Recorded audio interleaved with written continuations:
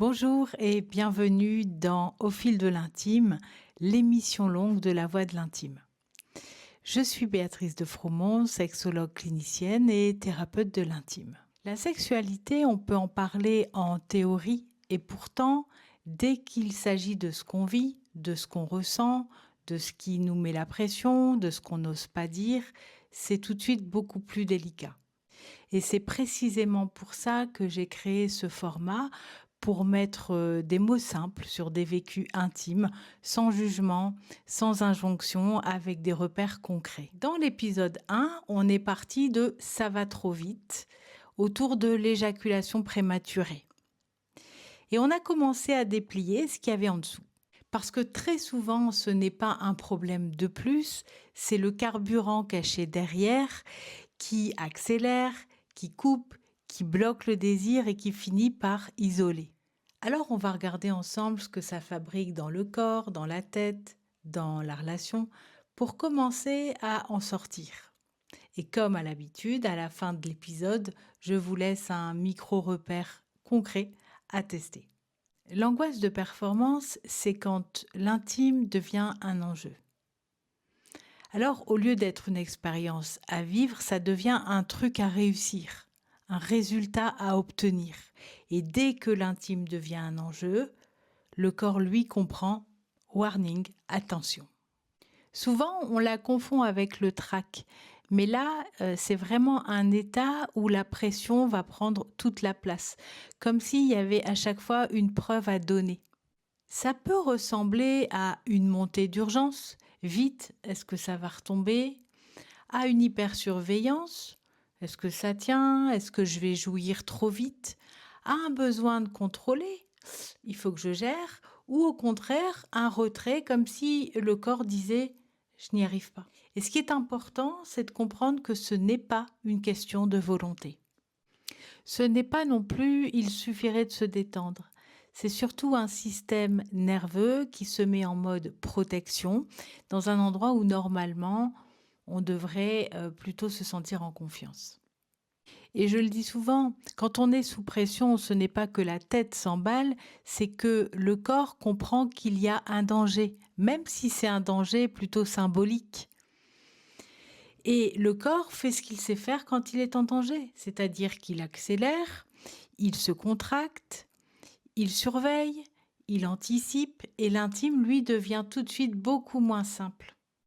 J'utilise parfois une image très simple. C'est comme essayer de faire quelque chose de fin, de vivant, en retenant sa respiration, en étant en apnée. Et vous pouvez tenir un moment, mais vous perdez de la fluidité. Et l'intime a besoin de cette fluidité-là, du souffle, du tonus juste et d'un minimum de sécurité intérieure. Alors pourquoi c'est si puissant? Parce que dans l'intime, on ne joue pas seulement un acte. On touche à l'estime de soi, au regard de l'autre, à la peur d'être jugé, la peur de décevoir, parfois même la peur de perdre le lien. Et ce qui rend la performance anxiogène, c'est qu'elle transforme une expérience en examen. C'est comme si, au lieu d'être dans une rencontre, on passait dans une évaluation. Et là, d'un coup, ça devient « il faut réussir ». Or, dans l'intime, plus on veut réussir, plus on se met la pression et plus le système se rigidifie. Pour illustrer, je vous donne un exemple très simple et très fréquent. L'autre jour, un homme me dit « au début, ça va ». Et puis, dès que je sens que ça pourrait être vraiment bon, je me mets à surveiller. Au fond, il veut bien faire, cet homme. Il veut assurer et sans s'en rendre compte, il retient son souffle, il accélère, il se raidit et là, dans son corps, soit ça part trop vite, soit ça retombe, soit il se sent complètement à côté de la plaque. Et l'autre en face, souvent, ne sait pas quoi faire. Parfois, la partenaire peut sentir que quelque chose se ferme et elle ne sait pas s'il faut plutôt se taire, se rassurer, faire comme si de rien n'était. Et c'est exactement ce qu'on va déplier ensemble aujourd'hui, c'est-à-dire le mécanisme, puis les croyances et enfin le lien. Pour bien comprendre, je vais vous proposer une image. Non pas un cercle fermé, mais plutôt une spirale. Parce que plus on essaie de tenir, plus on monte en pression et plus ça s'emballe. À l'écran, je vous mets ce petit schéma en 3 temps.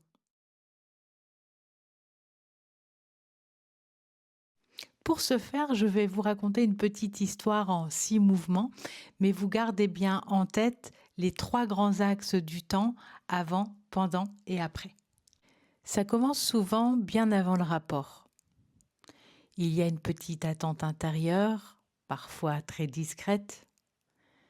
Il faut que ça se passe bien. Il ne faut pas que je rate. Il faut que je sois à la hauteur. Parfois, ce n'est même pas formulé. C'est juste une tension dans le ventre, une vigilance.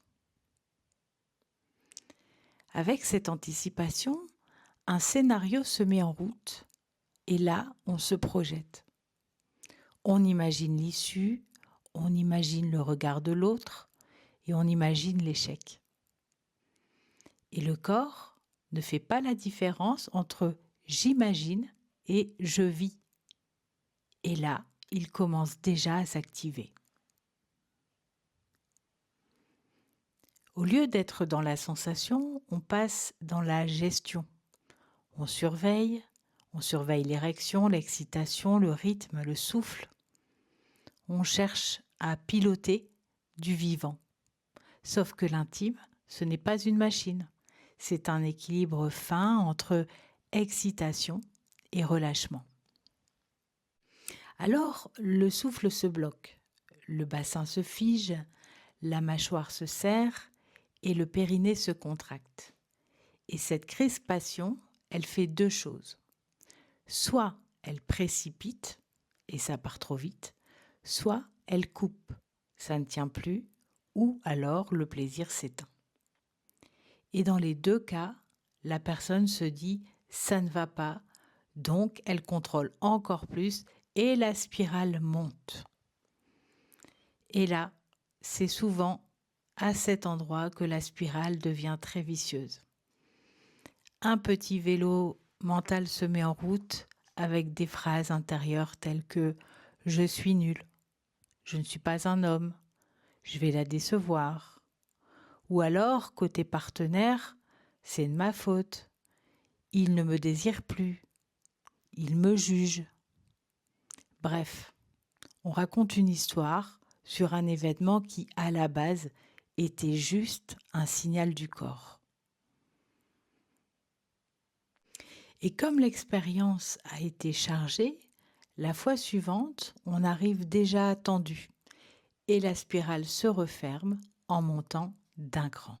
Plus j'essaie de retenir, plus je me mets la pression et plus ça s'emballe. Et j'insiste sur ce point. Dans l'intime, quand on cherche à se forcer, à se retenir, on se rigidifie. C'est comme si on prenait un objet fragile, mais qu'on le serrait beaucoup trop fort. Et plus on le serre, plus on l'abîme. Alors que ce qu'on cherche ici, c'est plutôt de la régulation. Ajuster, respirer, se réaccorder.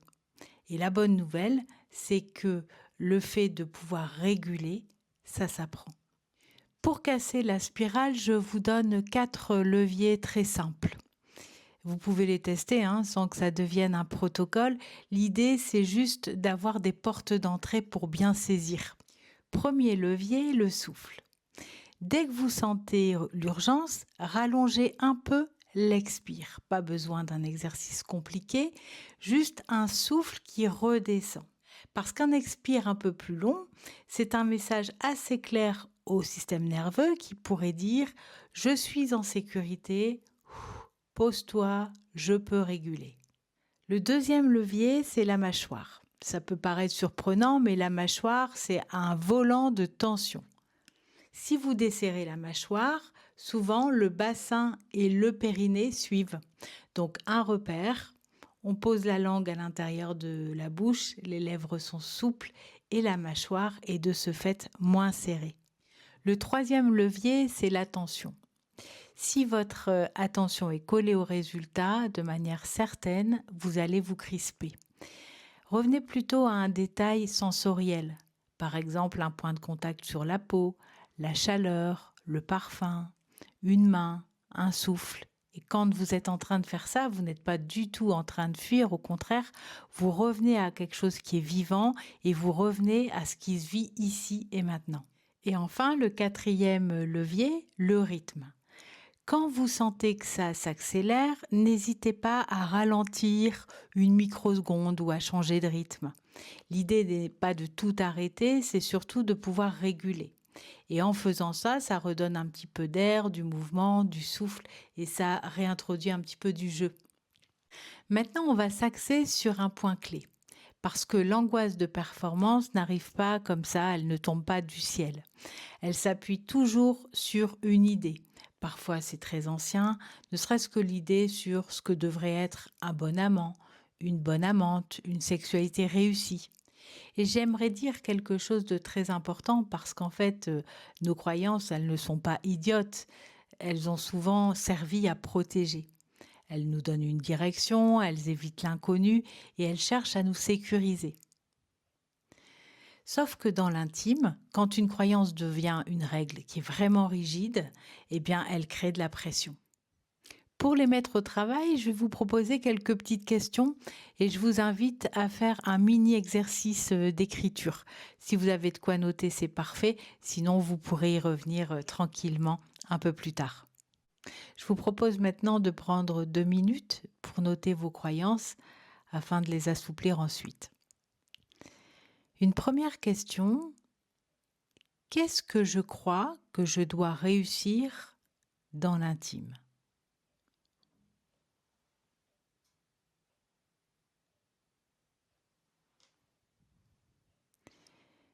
Qu'est-ce que je crois que l'autre attend de moi?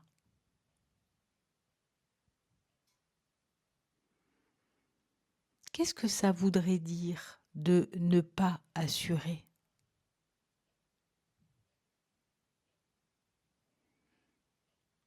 De quoi j'ai peur exactement?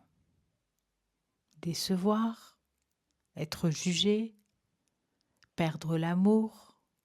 Perdre ma valeur? Si je devais transformer une croyance en permission, ce serait quoi? Je vais vous donner quelques exemples.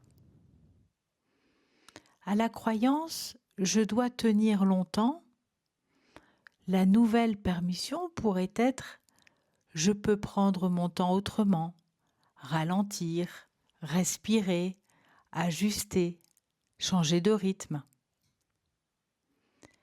Une autre croyance: je dois être performant. La permission pourrait être: je peux être présent et c'est déjà énorme. À la croyance, si ça ne marche pas, je suis nul, c'est un échec. La permission pourrait être: si ça ne marche pas, c'est juste un signal. Je m'ajuste, je me parle, je reviens au corps. Voyez, l'idée ici n'est pas de supprimer toutes les croyances, c'est d'apprendre à les repérer, à les assouplir pour vous donner de nouvelles permissions. Et c'est exactement ça qu'on fait en sexothérapie. On vient trier, on vient transformer, on vient redonner de la liberté à l'intérieur. Parce qu'au fond de nous, il y a des croyances qui nous facilitent la vie, qui nous font aller de l'avant, et il y a des croyances qui nous limitent. Et celles-ci, on peut encore une fois les transformer. On oublie souvent quelque chose. L'angoisse de performance n'agit pas seulement chez une seule personne. Elle impacte aussi la dynamique de couple. Et souvent, on rentre plutôt dans des évitements, dans du silence, dans du il faut absolument qu'on agisse dans l'urgence. Et là, on se retrouve à deux à essayer de réparer dans l'urgence. Alors que ce dont on a surtout besoin, c'est de cadre et de sécurité. Je vous propose quelques petites phrases simples et sécurisantes à dire côté partenaire. Par exemple, quand ça accélère, on peut dire on peut ralentir, je suis là. Ou alors je préfère juste qu'on se sente bien, qu'on reste côte à côte plutôt que d'aller vite. On peut continuer autrement, on ajuste ensemble. Tout ça, ce sont des petites phrases comme ça très rassurantes. Et côté homme, si vous sentez que ça change dans votre corps, je vous propose aussi 3 phrases courtes. Par exemple, vous pourriez dire à votre partenaire reste proche, 2 secondes, je respire, je reviens dans mon corps. Attends, là, ça s'accélère en moi, je ralentis. Ou alors, ça change dans mon corps, je reste juste avec toi.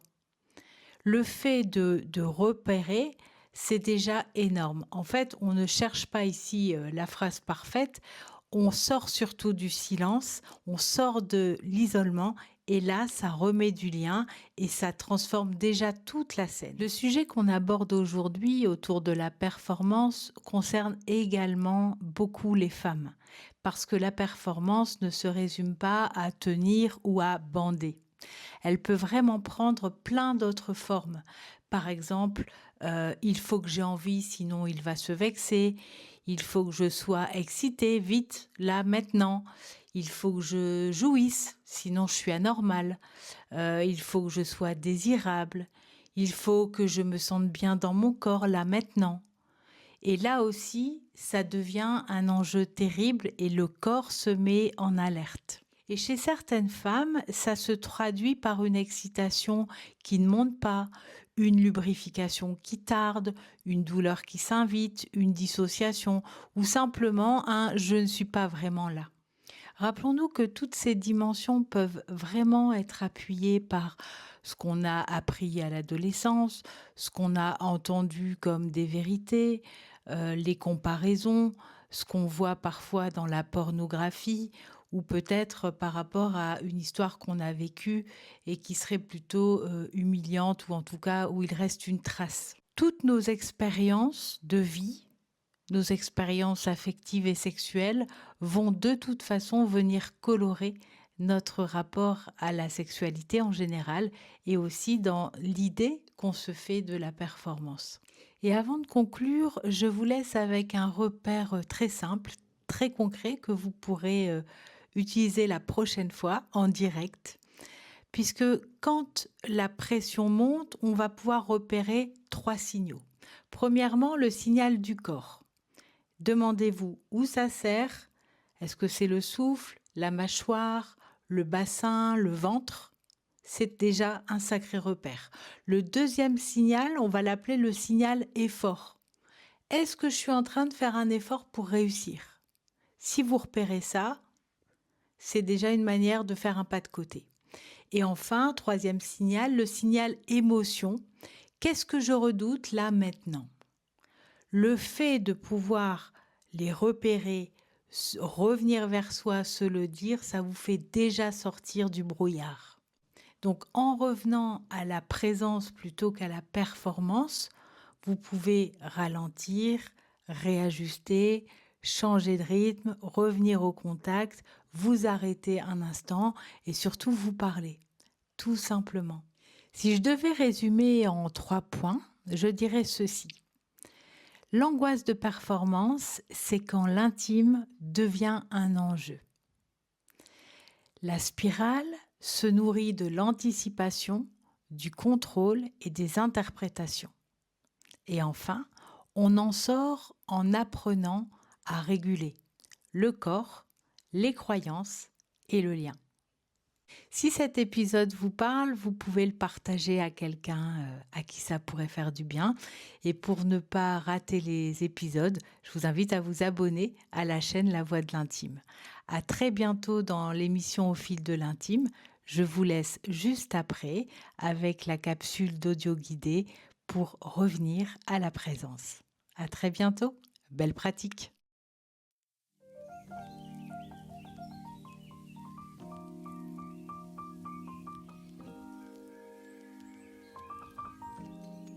Installez-vous confortablement.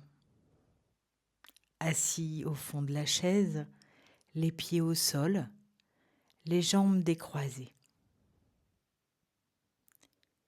Laissez le poids descendre dans l'assise, comme si pour cet instant, vous n'aviez rien à porter.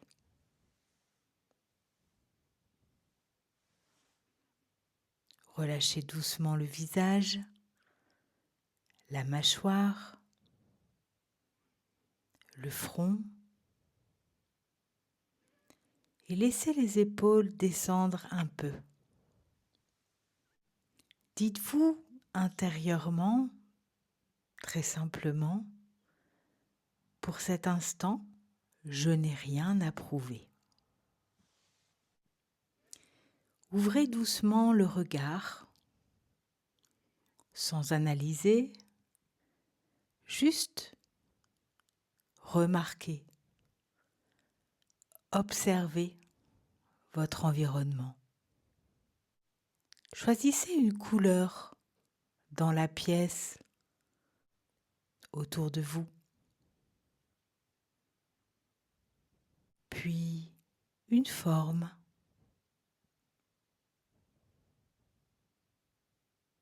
puis un détail agréable. Laissez votre regard se déposer sur ce qui attire votre œil et qui vous pose. Pas pour réfléchir, juste pour laisser votre système comprendre « je suis ici », présent, présente. Et maintenant, sentez simplement la chaise qui vous soutient, les pieds au sol et l'air sur la peau. Puis laissez résonner cette phrase « Je peux être là sans me contracter ». On va prendre 2 respirations. Pas pour faire un exercice, juste pour laisser un peu plus de place. Inspirez doucement et expirez plus longuement. Encore une fois, inspirez et expirez comme si quelque chose se déposait un peu. Et maintenant, laissez votre souffle tranquille. Vous n'avez plus rien à faire avec. Je vous invite maintenant à quelque chose de plus vivant. Retrouvez la sensation de pouvoir être désirable. Pas une image parfaite, pas une obligation de séduire, mais sentir en vous cet endroit qui peut être attirant, vivant, sensuel,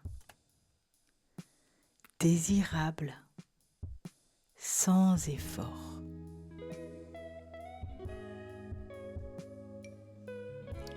Et plutôt qu'un souvenir, je vous propose maintenant une fantaisie érotique douce,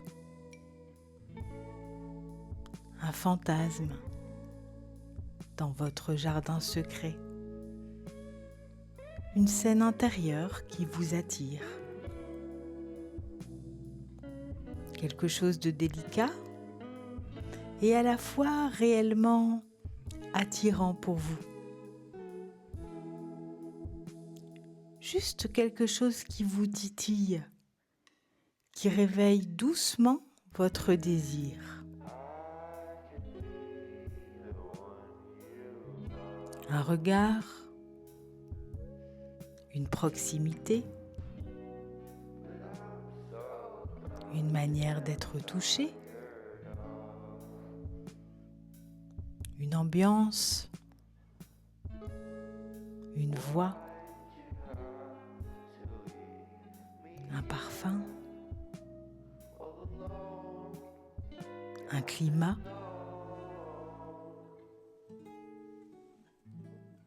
Pas besoin d'entrer dans quelque chose de très précis. Laissez simplement venir une scène qui éveille en vous de la curiosité, de l'envie, de l'enthousiasme, de l'ouverture. Et dans cette fantaisie imaginaire, observez ceci. Qu'est-ce qui vous rend désirable?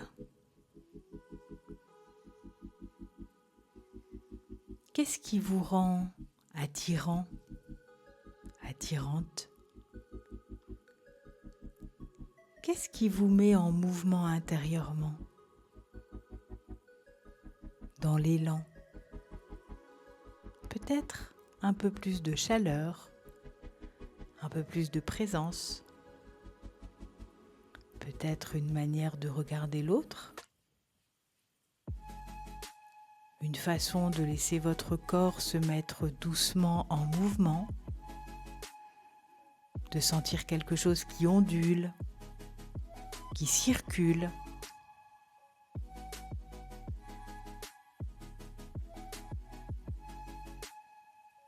Qui vous rend plus vivant, plus habité ou simplement plus disponible.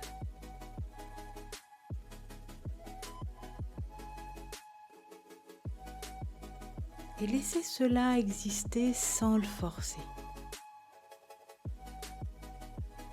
Juste comme une sensation qui prend un peu plus de place, qui se déploie.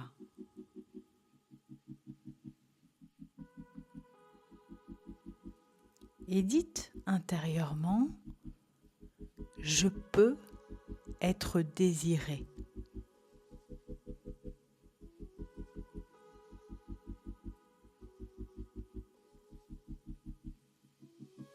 Je peux être reçu.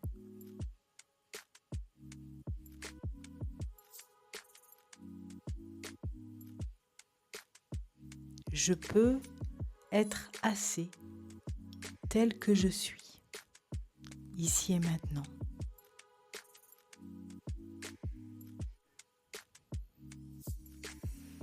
Et maintenant, laissez ce fantasme descendre un peu plus dans le corps. Pas vers un résultat, plutôt vers une permission. Imaginez que votre corps puisse répondre à ce climat, à sa manière. Un oui tranquille, un oui vivant, un oui qui n'a rien à prouver. Pour certains, ce oui peut être une érection. Pour d'autres, une lubrification, une chaleur, des frissons, une détente, une ouverture. Et peut-être pour beaucoup simplement une sensation que le corps s'éveille. Et oui, il peut y avoir de l'excitation.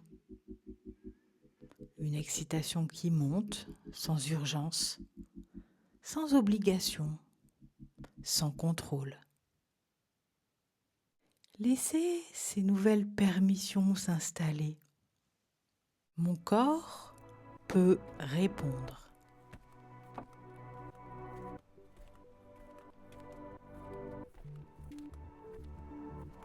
Mon corps peut s'éveiller.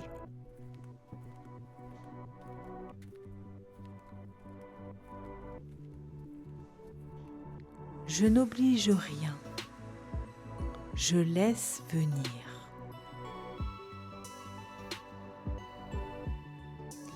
Laissez-vous traverser juste quelques secondes par une disponibilité tranquille dans le bas-ventre, comme une chaleur, comme un espace qui s'ouvre, comme quelque chose qui devient possible. Restez maintenant en contact avec cette scène intérieure et laissez-la devenir légèrement plus vivante. Pas plus performante, plus vivante.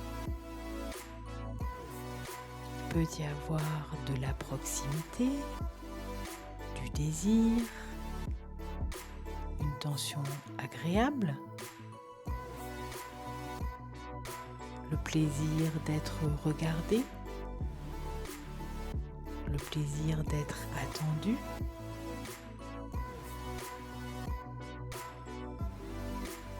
le plaisir de séduire, le plaisir peut-être d'être troublé, juste le plaisir de sentir que quelque chose circule. Et dans cette scène, vous n'avez rien à réussir. Vous n'avez pas à forcer. Vous pouvez simplement être là, ressentir et vous laisser surprendre.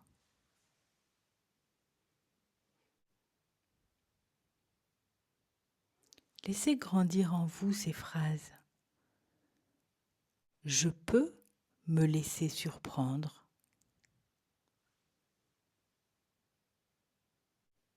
Je peux laisser le désir venir à moi. Et pour terminer, gardez ces repères en vous. Je choisis la confiance plutôt que la pression. Je choisis la présence plutôt que la performance.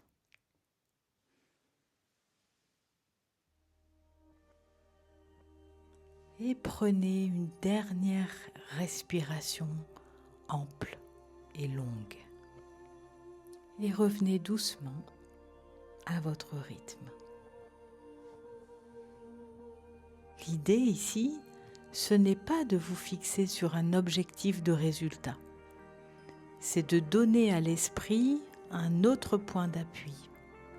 Des sensations, un fantasme, quelque chose qui vous attire et qui remet du mouvement dans le corps. Et quand l'attention revient là, on sort peu à peu de la performance. On revient dans la présence et dans la relation. Gardez ce climat. Sécurité, désirabilité, permission. Et vous pourrez y revenir quand la pression remonte.